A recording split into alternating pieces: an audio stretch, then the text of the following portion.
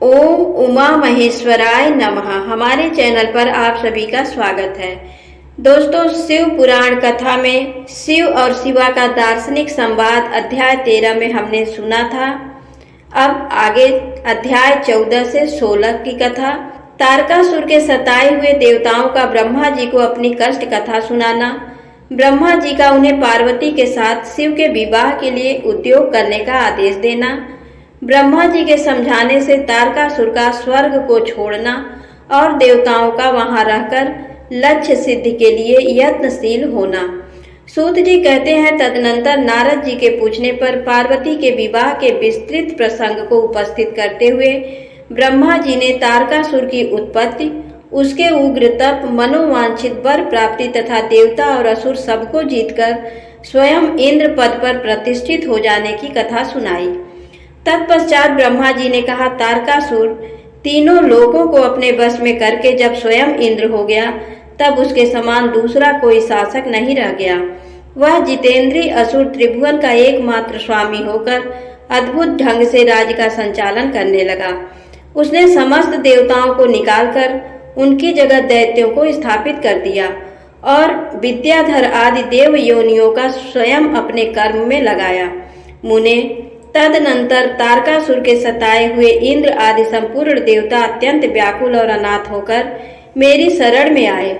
उन सबने मुझ प्रजापति को प्रणाम करके बड़ी भक्ति से मेरा स्तवन किया और अपने दारुण दुख की बातें बताकर कहा, प्रभु आप ही हमारी गति हैं, आप ही हमें कर्तव्य का उपदेश देने वाले हैं और आप ही हमारे धाता एवं उद्धारक हैं। हम सब देवता तारकासुर नामक अग्नि में जलकर अत्यंत व्याकुल हो रहे हैं।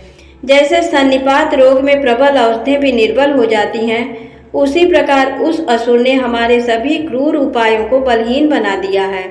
भगवान विष्णु के सुदर्शन चक्र पर ही हमारी विजय की आशा अवलंबित रहती है, परंतु वह भी उसके कंठ पर कुंठित हो गया। उसके गले में पड़कर वह ऐसा प्रतीत होने लगा था मानो उस असुर को फूल की माला पहनाई गई हो। मुने, देवताओं का ये कथन सुनकर मैंने उन सबसे समयोचित बात कही। देवताओं, मेरे ही वरदान से दैत्य तारकासुर इतना बढ़ गया है, अतः मेरे हाथों ही उसका वध होना उचित नहीं। जो जिससे पल कर बढ़ा हो, उसका उसी के द्वारा वध होना योग्य कार्य नहीं है। विष के वृक्ष को भी यदि स्वयं सींचकर बड़ा किया गया हो, तो उसे स्वयं काटना अनुचित माना गया है। तुम लोगों का सारा कार्य करने की योग्य भगवान शंकर हैं, किंतु वे भी तुम्हारे कहने पर स्वयं उस असुर का सामना नहीं करेंगे। मैं जैसा उपदेश करता हूँ तुम वैसा कार्य करो। मेरे वर के प्रभाव से न मैं तारकासुर का वध कर सकता हूँ, न भगवान विष्णु कर सकते हैं और न भगवान शंकर ही उसका वध कर सकते हैं। दूसरा कोई वीर पुरुष अथवा सारे देवता मिलकर भी उसे नहीं मार सकते, ये मैं सत्य कहता हूँ। देवताओं, यदि शिव जी के वीर से कोई पुत्र उत्पन्न हो तो वही तारक दैत्य का वध कर सकता है, दूसरा नहीं। सुर श्रेष्ठ गण, इसके लिए जो उपाय मैं बताता हूँ उसे करो। महादेव जी की कृपा से वह उपाय अवश्य सिद्ध होगा।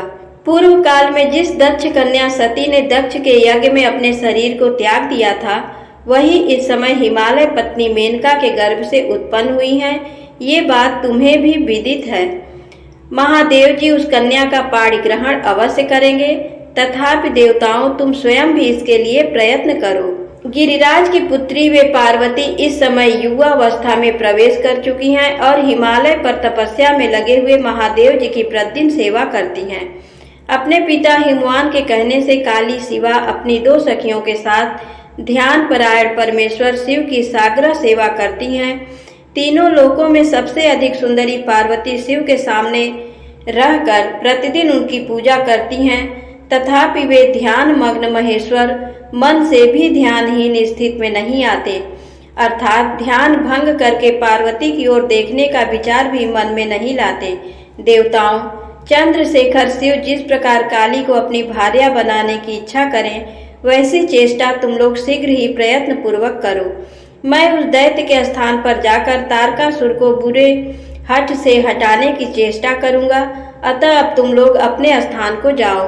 नारद, देवताओं से ऐसा कहकर मैं शीघ्र ही तारकासुर से मिला और बड़े प्रेम से बुलाकर मैंने उससे इस प्रकार कहा, तारक, ये स्वर्ग हमारे तेज का सार तत्व है, परंतु तुम यहाँ के राज्य का पालन कर रहे हो, जिसके लिए तुमने उत्तम तपस्या की, उससे अधिक चाहने लगे हो। मैंने तुम्हें इससे छोटा ही वर दिया था, स्वर्ग का राज्य कदाप नहीं दिया था, इसलिए तुम स्वर्ग को छोड़कर पृथ्वी पर राज्य करो। असुर श्रेष्ठ देवताओं के योग्य जितने भी कार्य हैं, वे सब तुम्हें वहीं सुलभ होंगे, इसमें अन्यथा विचार करने की आवश्यकता नहीं है। ऐसा कहकर उस असुर को समझाने के बाद मैं शिवा और शिव का स्मरण करके वहां से अदृश्य हो गया।